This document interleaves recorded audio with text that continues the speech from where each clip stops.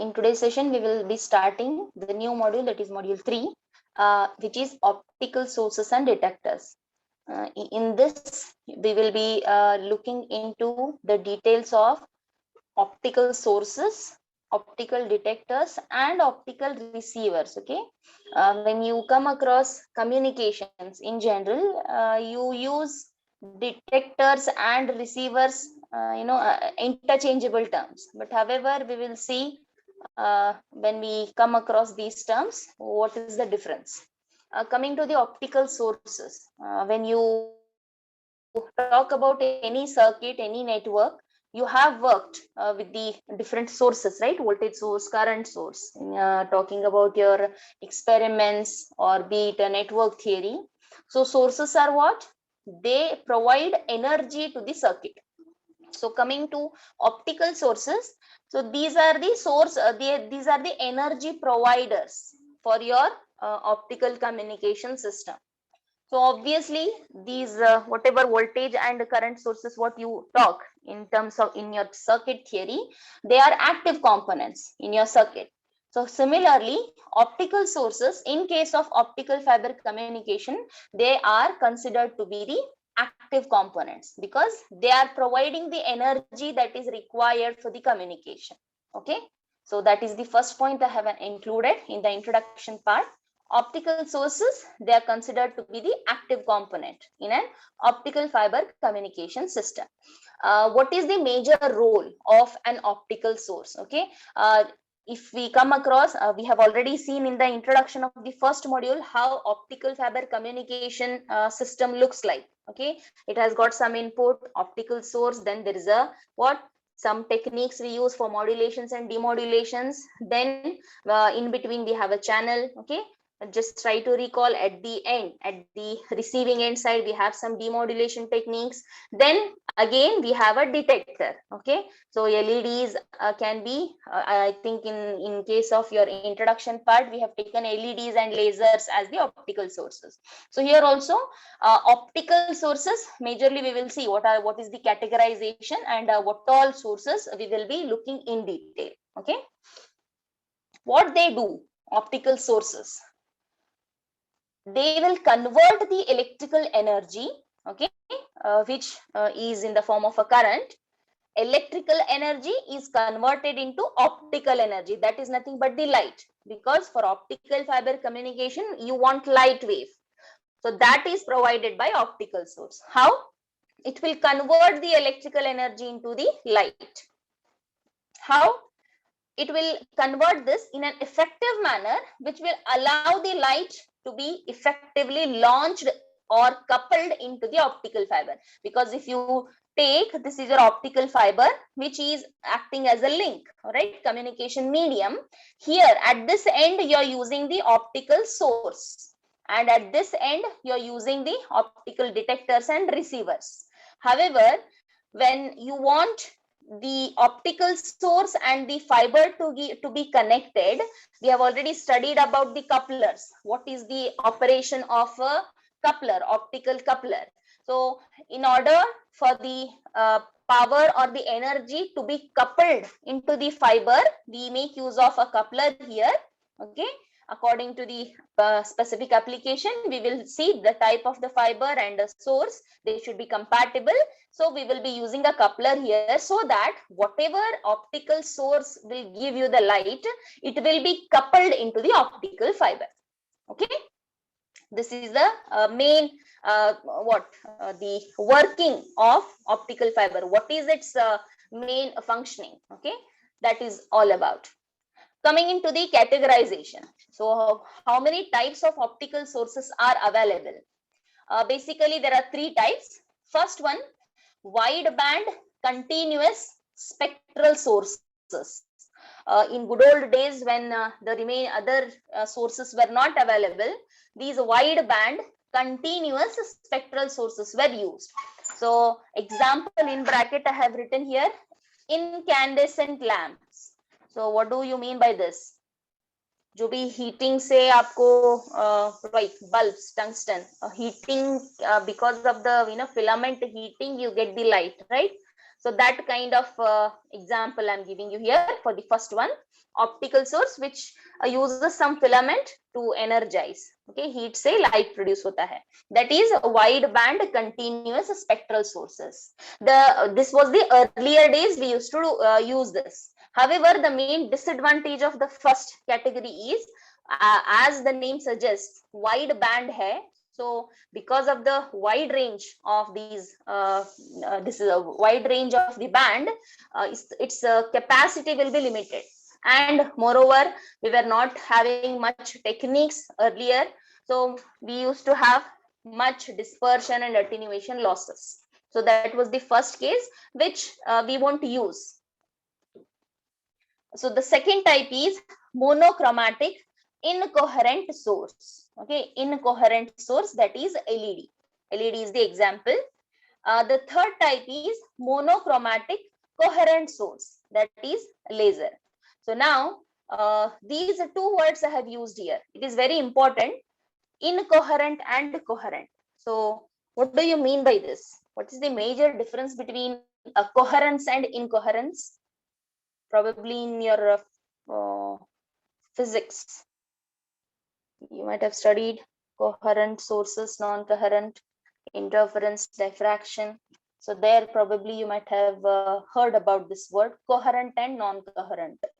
What do you mean by this? Okay, so these are the three types.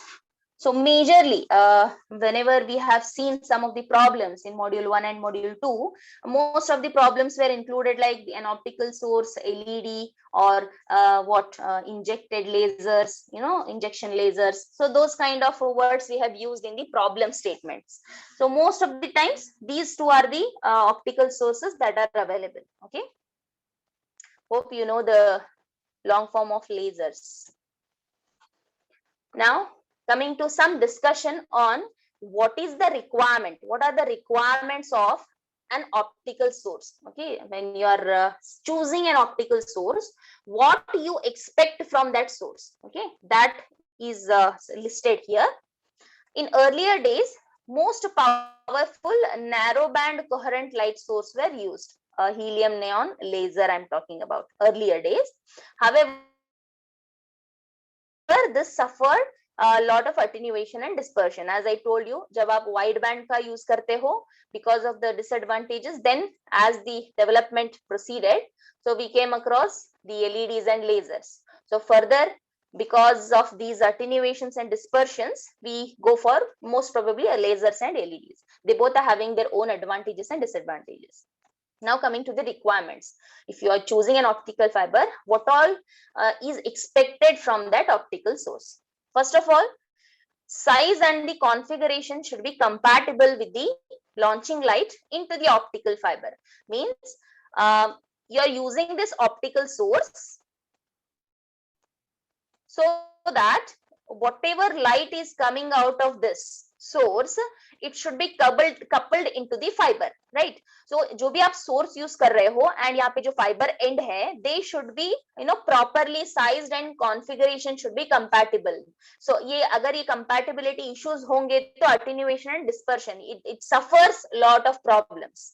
So this is the very important thing. जो भी आप source use कर रहे हो, its size and the configuration that you are using, it should be compatible with this optical fiber which you are using.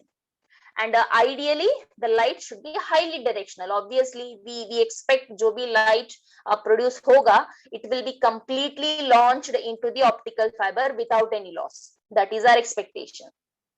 Coming to the second one, it must accurately track the electrical input signal to minimize the distortion and noise, because optical source will convert the electrical input into the light. So it should track whatever electrical input is given to it. It should be completely transformed into the light without any distortion and no noise. So the source should be linear. So the linear means it will be having what? The complete, without any distortions, it will be converting the complete electrical signal into the light. Coming to the next requirement, it should emit light at wavelengths where the fiber has low losses. at the module 1 introduction part, I had given you some work to do regarding the windows. If you remember, just like in case of frequencies, we have a spectrum. In case of wavelengths, we have different windows. Okay, and as we have different types of optical fibers like multi-mode, single mode, step index, graded index, right? And each of these fibers, they have their own wavelength values at which they work very efficiently. So whatever optical source you are using, first of all, it should be compatible with the optical fiber that you are using for coupling. Secondly, whatever light it use, okay, it should emit the light. Whatever light optical source is giving, it should also have low losses. So there has to be what, a proper selection of जो wavelength emit हो रहा है with the light of wavelength which is emitted by the optical source. Accordingly, you should choose the optical fiber. Okay. Then it should be capable of simple signal modulations. So obviously, we go for this optical fiber communication over long distances, and for long distances, you cannot have as it is the transmission without any modulations. You cannot have that.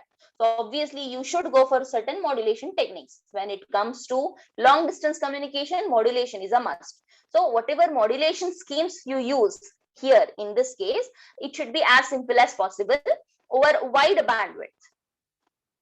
And obviously optical fiber communication gigahertz में work होता है, right? Frequencies.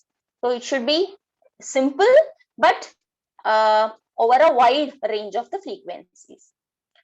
It must couple sufficient optical power to overcome the attenuation in the fiber. So obviously जितना आप power couple करोगे, the choosing the usage of your optical fiber properly, the usage of coupling the proper coupler, so that जितना भी optical fiber जितना भी optical source light emit कर रहा है, that completely it has to be launched into the fiber without the attenuation. As well as additionally, we even go for some connectors also, right? So optical source, it should be sufficient, it should couple the sufficient power. So attenuation losses and connector losses, both should be overcome. Then it should have a very narrow spectral bandwidth. So narrow spectral bandwidth, information handling capability will be more. Capable of maintaining a stable optical output which is largely unaffected by the changes in the ambient conditions. So optical cells जो भी आप use कर रहे हो in order to launch the light into the optical fiber, it should not be affected what the light is entering into the fiber. It should be stable. It should not be affected by the conditions, because you might have heard about the geo fiber cables. They have even laid these cables under seas, right? So you don't know what will be the temperatures and the different conditions inside the sea, or if you go for underground cabling, what are the different parameters? Okay, there will be moisture, there will be the temperatures, so many things will be there. So it should not be affected by such conditions. Then at last, very important, whatever optical source you're using, it should be cheaper. It should be cheap and it should be highly reliable in order to compete with the conventional transmission techniques. Okay, so these are some of the requirements when you go for choosing the optical source for any application. You should keep all these things into mind. Right? So actually speaking, in this module, we have to start directly with the optical sources. As the heading says, it is optical sources and detectors. But however, if you see your syllabus, it has some introductory and the recalling part of semiconductor physics also. So just to glance, okay, a recalling kind of session we can have about semiconductor physics here. These terms are not unknown. They are all known to you. You have been studying about these, whatever concepts now I have listed here. Every concept you know starting from your second PUC, or whenever you have started studying physics, you know about these. So just let me recall. what all the things are there. On the other way, we will be using these concepts. We should have a proper understanding of these concepts when we go for actual study of different sources and detectors. First one is energy bands. So it is not a new term to you. You're a electronic student, so you should know what is an energy band. When we classify a material based on the bands, we have three different types of materials. We know already: insulators, conductors, and in between is semiconductors. So for our electronics, semiconductor plays a major role, right? So coming to the energy bands, I have drawn the diagram here, energy band diagram, right? So the conduction properties of, I'm interested in semiconductor. The conduction properties of semiconductor we can interpret, okay, it can be better understood by using the energy band diagram as shown. So what this indicates, you have two bands here. This is your conduction band, upper one. The lower one is valence band. So what is the process happening here? In between, you have an energy gap. I think you have used the term forbidden energy gap. Okay. In case of insulators, this gap is too much, so that those carriers, they will never cross that barrier. In case of conductors, you will be having overlapping. However, in case of semiconductors, there is a sufficient gap, but provided with the proper excitation, we can get the conducting properties. That is what is a semiconductor is all about. Talking to the actual concept in this, valence electrons plays very important role. When we talk about semiconductors, the very first material that comes to our mind is silicon, right? Even though we have germanium also, but widely used is silicon only. It has got 4 valence electrons in its outermost shell. Okay, these are not unknown terms to you. You know all these things. Just I'm recalling. The electrons in the outer shell of the atom, they are called valence electrons. You know about it already. These valence electrons, they occupy a band of energy level where they will be there. They will be in the valence band. I have not shown in this figure. Okay, in this figure, after excitation, the diagram I have shown. Okay, so valence electrons, initially they reside here in the valence band. When they are here in the lower band, they will be stable. Valence electrons, when they occupy this valence band, they will be stable. The next higher band, which is of allowed energy level for electrons, is conduction band. Okay, they jump it. So this is about this band, and there is a gap, energy gap. These two bands, they are separated by the energy gap or the band gap. Okay, where no energy levels exist. This is about the structure. Now, talking about the sources, when the conduction happens, when you have the motion of carriers. Okay, for this, in order for semiconductor to gain the conducting properties, what should happen? What will happen actually? When you I think you have studied about this. When a temperature is raised, when you increase the temperature, the carriers get excited, they jump from valence to conduction band, right? These are the things you have already studied.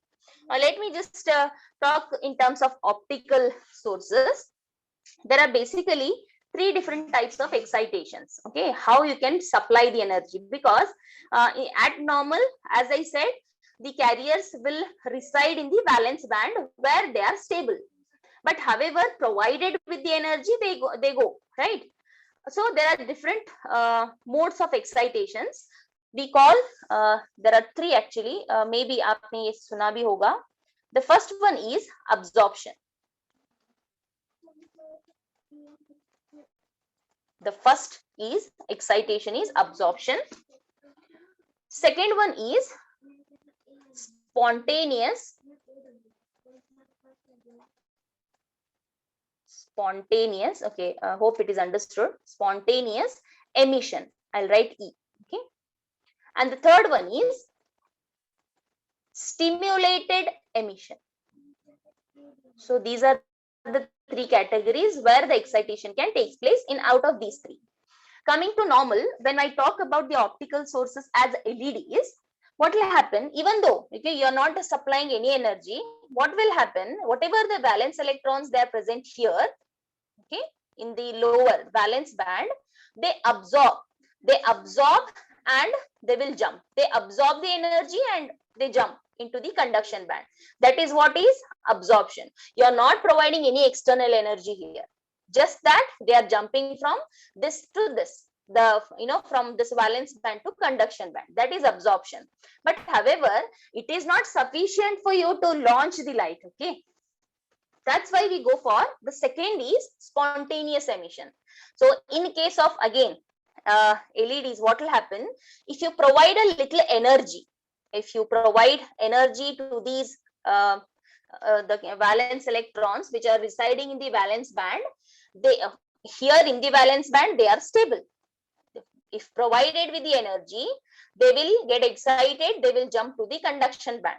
Okay, now when they are in the conduction band, they behave like unstable. Okay, so they will try to come back. Let me just erase this. What will happen? Earlier electrons are here and here they are stable, and when they jump, provided with the energy, when they jump, what will happen? They will now reach the conduction band, and as here in the conduction band they'll be unstable, they try to come back. So in this, there's a law of conservation of energy. When they absorb and when they leave this band, when they try to come back, they should release some energy. जब वो लेके jump हुए हैं, they should release and then only can come back. So that's the law of conservation of energy. You cannot, neither be created nor be destroyed. Just एक form से दूसरे form होगा. So यहाँ पे जितना absorption होगा उतना ही release होना चाहिए. So this release of energy will be in the form of, hope you know about this, it is photonic energy, right? HV. So this is, so because of this, as they want to come back into the valence band, they release this energy, and this is what we are getting from the source as light. So this is how optical sources will give you the light. So this is about the spontaneous emission, which you can get to see in LEDs. Talking about the stimulated, the third type, this applies to the laser type of optical source. So you know the long form of laser. What is laser? Light amplification by stimulated emission of radiations, right? LASER. So here also what you are doing, no doubt you are supplying the energy, and in this case, in this laser, you come across two types. One is absorption as well as this spontaneous. So your stimulation means what? At normal pace, it won't happen. You have to excite it. That is what is stimulated emission. So here in case of stimulated, that is in case of laser, the whatever light emits, it is because of the two things. So this is about some basics that I have given you regarding the emissions, the types of excitations. Okay. Just the basic thing I have given here, as the temperature is raised, I have given here in general, but there are different excitation types. Some electrons, they are thermally excited across the band gap. For silicon, the energy, it is 1.1 electron volts. So this is the gap for silicon. It is the band gap energy. So the electron excitation process, it gives rise to concentration of n number of free electrons in the conduction band. So जैसे valence to conduction band jump होगा, so more number of free electrons are available in the conduction band. So that's why this will increase the conductivity. What will happen once they start leaving the valence band to the conduction band? So this from these red color I have shown you here. Initially, electrons are present in the valence band. However, when they jump from this to conduction band, they create holes here. They have left this valence band, they have gone here. So they leave behind a hole. That is, I have shown here, and electron movement, the flow I have shown in this direction. So the whole direction I have shown it in opposite. So which leaves behind an equal concentration of vacancies, that is holes in the valence band. जितने electrons jump होंगे उतने ही vacancies create होंगे. So concentration wise both are equal. जितने electrons अब valence band से conduction band को जाएंगे, the same amount you will get in valence band. So the concentration of these electrons and holes, it is called intrinsic carrier concentration. I think you have studied about this also in your electronic devices, Ni, without any impurities. So I am talking about intrinsic material here. So N or P, the electron concentration or the hole concentration is equal to Ni, which is given by the formula K e raised to minus Eg divided by 2 kBt. So you know what are this K, what is this Eg? Eg is the band gap. Okay, this is your Eg. Okay, I have not given here. It is Eg. That is the band gap energy. You have the K, that is, I think, Boltzmann constant. You have T, temperature. Now, talking about the extrinsic semiconductors, you know how to form the extrinsic material by adding impurities, that is by using the doping. So again, there are two types here. Either you can use group of 5 elements for the doping, which has got what? They are pentavalent. And if you want to use this group 3 elements, that is they are trivalent. So silicon ke kitne hain?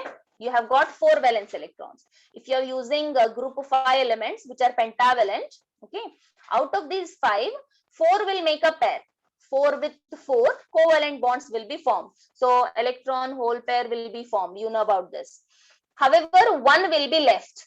So whatever 1 will left each case, every time, this gives rise to the occupied level just below the conduction band. मतलब electron का concentration increase होते जाएगा. This area will start getting broader. So this is your donor level as you are adding the pentavalent impurity, and we call this a donor level. And second way is, as I said, we can even use trivalent, that is group 3 elements. So out of these 4, 3 will make the covalent bonds. Okay, they form the pair. So 1 will be left out here. So what will happen? So leaving each time एक space रह जाएगा. So this conduction we can using group 3 elements. This gives rise to an unoccupied level just above the valence band. So आपके जो holes हैं, they will become more. So इसका width, the thickness will increase. We call this acceptor level. Not this here. Sorry, here. Okay, I have not written here. You can use it, acceptor level. In earlier it was donor level, here it is acceptor level. And when I use a pentavalent impurity for doping, N type of material is formed. And when you use a trivalent impurity for doping, you will get P type of material. Okay, so these are all the basics you know already. I have given here the diagram indicating the concentration. अगर आप doping use करते हो, just a second. This is normal intrinsic pure material without adding any impurity. Concentration दोनों equal है. We have seen just now both electron and hole concentration N is equal to P is equal to Ni. But if you are adding impurities, see, if you use a pentavalent, electron concentration ज़्यादा होगा. Hole concentration is somewhat less. Coming to the trivalent impurity, when you're forming P type of material, electron concentration itna hai, however, hole concentration is getting more. That's why this is getting broadened. This is about the the semiconductor energy bands, okay? And talking about intrinsic and extrinsic material, just now I have told you, you are adding the impurities, dopants. One important thing here to note is the law of mass action. I think ये भी आपने पढ़ा है. important one. Every electronic student must know what is this law of mass action. If you are increasing one type of carrier, obviously the other type will reduce. यहाँ पर वही हो रहा है, आप देख सकते हो. You are increasing by adding the pentavalent. Electron concentration you are increasing. However, the whole concentration you can have a look. So increasing one type of carrier, it will reduce the other. But however, overall, if you take the product of both the types of carriers, it remains constant. This is called law of mass action. That is P into N is equal to Ni square. Okay. Now coming to the very important concept, direct and indirect band gaps. So when we talk about these extrinsic semiconductors, we come across there are two types of band gaps. One is called direct, the other one is called indirect. In order for the electron to take the transition from one band to other band, like valence to conduction ho ya conduction to coming back to valence, whatever, it may take some energy, it may absorb and jump, or it may emit, it may lose some energy and come back. And when it loses energy, light, that is photon, is created. Okay, so in this process, both energy and the momentum, both energy and momentum, they must be conserved. Okay, so this is important. I think quantum physics mein aapne padha hoga, what is the momentum, what is the energy, what is the Planck's constant, what is the photonic energy, right? So energy and momentum must be conserved. Whenever an electron, it is absorbing and jumping, or losing the energy and coming back. Whenever this process is happening, energy and momentum must be conserved. Okay, although when we talk about a photon, it has got energy. I'm talking about energy and momentum. However, photon has got considerable energy, but momentum is very small. Okay, because it is important when I talk about indirect band gap, because photon ka momentum kam hoga, small. Now talking about the semiconductor classification based on the band gaps, one is called direct, the other one is called indirect. How this classification is done is, it is based upon the band gap as a function of momentum. In the sense, take the first type, that is direct band gap. What observation you can make here? Okay, instead of using these kind of bands, I have used some curve like a structure. Okay, just to show you the difference. Direct band gap में आप observe कर सकते हो both these. This is your valence band maximum. This is your lowest conduction band minimum. So ये valence band का जो maximum है, conduction band का minimum है, they both are occurring at the same time. Means in this case, both electrons and holes. Here you have holes, here you have electrons. So both these have same momentum value. At same point, they are having the same moment. Okay, that is what the meaning is. So you can see the transition which is taking place from electron, when it wants to jump back, come back, it will emit some light, right? It will lose some light, it will lose some energy and come back. So that is photonic energy, that is a direct energy. Indirect, that is photon ka energy h mu, right? I think it is mu or v, whatever you have studied about this. So whatever this difference you find, this is a direct band gap energy. Yahan par it is very clear. Now if you compare this with the indirect band gap diagram, in case of indirect band gap, whatever conduction band minimum and valence band maximum energy levels are there, they occur at different values. Okay, observe karo yahan pe, you have this valence band maximum, sorry, I should have drawn it here, maximum, and here this is your conduction band minimum. So ye jo hai, they don't have same momentum. Okay, they are occurring at different values of the momentum. So this is your momentum direction. So they are not here. You can see yahan par dono at the same they are occurring. but here they are not same. So what will happen if some electron which is present here wants to lose the energy and come back? What should happen? Because it doesn't have what direct connection. It cannot come back directly. What it has to do? It has to come back to some level, intermediate level. From there it should lose the energy. ये indirect हो रहा है, directly jump नहीं होगा वो, directly energy lose नहीं करेगा. So directly अगर वो energy lose करेगा तो photonic energy हो जाएगी. So it will lose some energy and come back. That lost energy is in the form of heat. That is, sorry, light. But what is happening here? And the electron, if it wants to come back, it has to first go to some intermediate level. Then from there it has to come back. And this intermediate level, we call it phonon energy. Okay, that is EPH. So total energy क्या हो गया? आपका जो photon energy है, that plus phonon energy, दोनों का मिलके you will get the total energy. Okay. Hope you understood the difference between direct band gap and indirect band gap. You can see the structure. Difference is very clear. यहाँ पर directly they can come back. Here it can't. It should come to some intermediate level. Hence, this involves a third particle, that is phonon, to conserve the momentum. वो एक intermediate bridge के जैसे act